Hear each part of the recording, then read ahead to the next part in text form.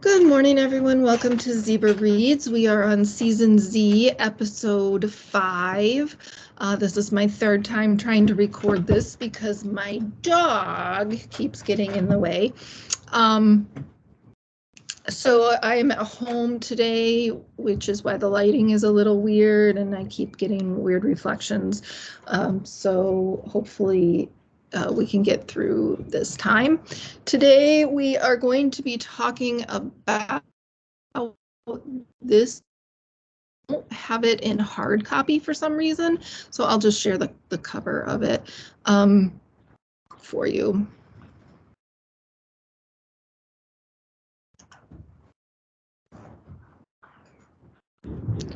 This is the author. Now, if I can just find, yeah, that's the author. That's Lisa Zeidner.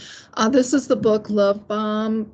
She's written a couple other novels. I'll talk about her in a bit, but this is her. She's absolutely beautiful. She's in her late 60s now, but she's really a beautiful woman.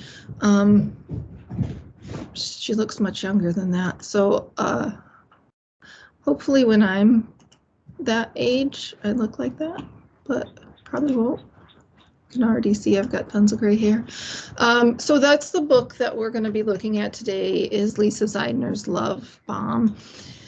So, like I said, she was born in 1955. She's a contemporary American author. She was born in Washington, D.C., but she currently lives in New Jersey. I cannot find very much out there on her. She seems to be quite private. So she is the director of the MFA program in creative writing at Rutgers. She seems to regularly write for, outlets like the American Scholar and Salon magazine. I'm not seeing a Wikipedia page or any kind of a self-run website for her, so I'm not sure much about her. Love Bomb was her fourth fiction book. She has 5 altogether, I believe. She's got 2 books of poetry she's published previously, and then she just published a nonfiction book about writing fiction. So I'm really excited because this is like 2 contemporary female authors in a row that clearly know their stuff. They know literature, they know writing, they're experts. And so I've gotten two really good examples of writing the last 2 books. She doesn't write prolifically, so there's lots of time in between her books, so she seems to be careful about what she's writing, but again, she's a very private person, so I didn't really see anything about her or from her about her novels, or if they have meaning or any of those sorts of things. So what is Love Bomb about? Well, this is a book about love and all the many, many ways it can take shape within human relationships. There is pure, honest love. There is obsessive love. There is selfish love. Love is manifested in tons of ways, and it all radiates outward from the hijacking of a small wedding in a suburban home by a very scorned woman. She's very upset, but what she wants, and all she wants, is an apology.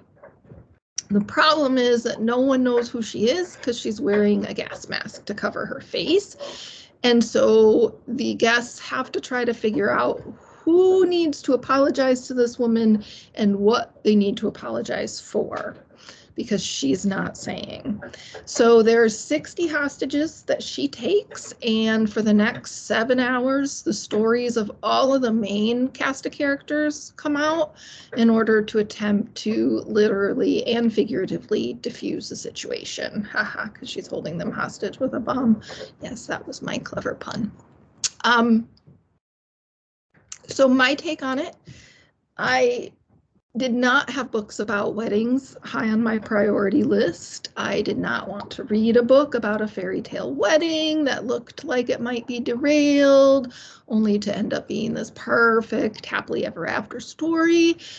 So I was kind of dubious about this, but what I actually got is not that, and I really, really liked it.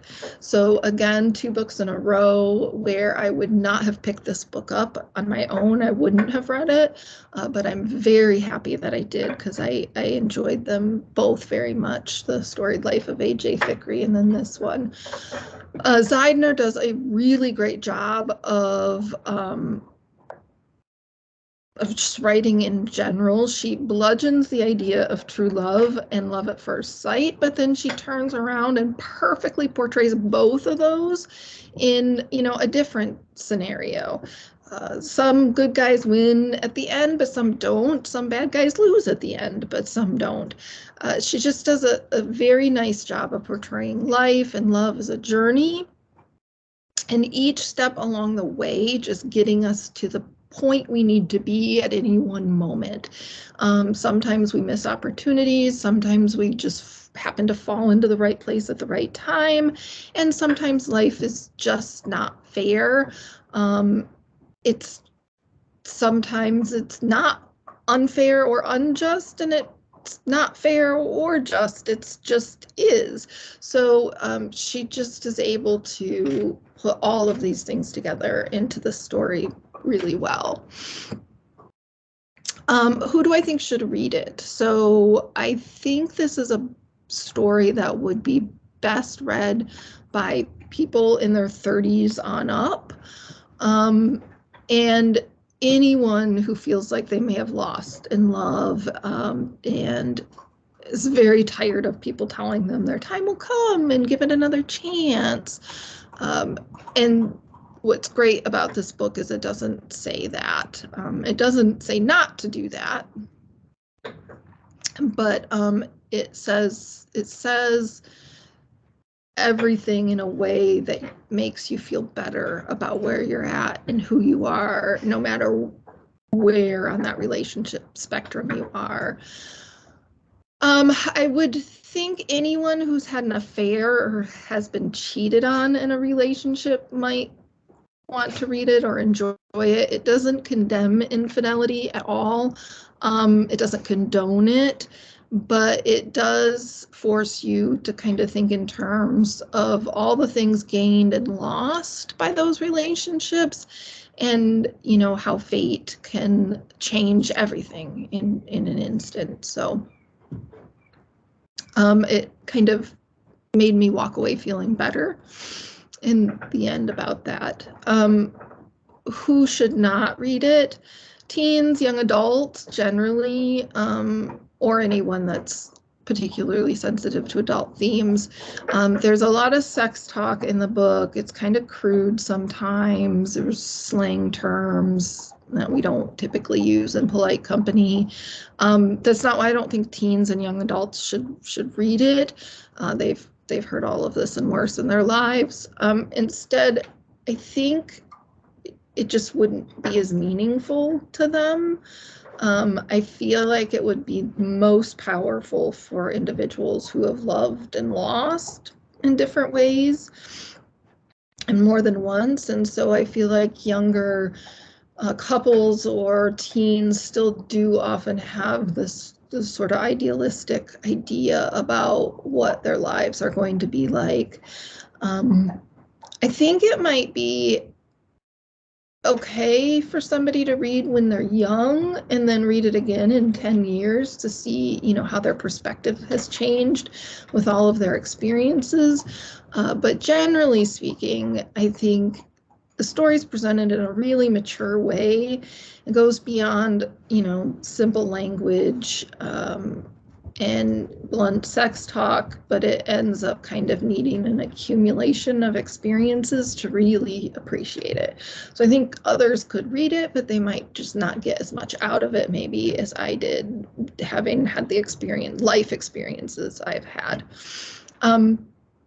Bottom line, this is a short, entertaining, funny book. It puts love and life in perspective of a journey rather than a single event, and I really enjoyed it.